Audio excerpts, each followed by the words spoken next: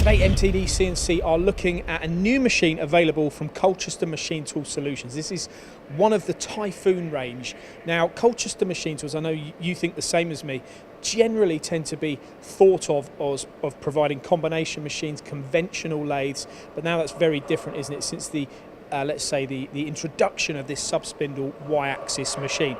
Now this is the actual component that they're making here on this machine at the moment, which does just show the multi-function capability. Were you impressed with this?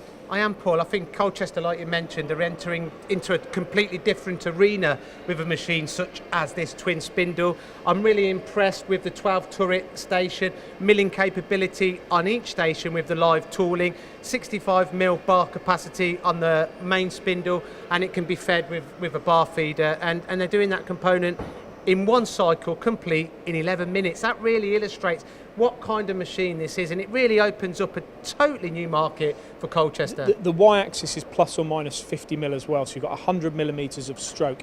Nowadays we go into a lot of companies that are looking at one-hit machining, and I think that's exactly why they've ventured into this market.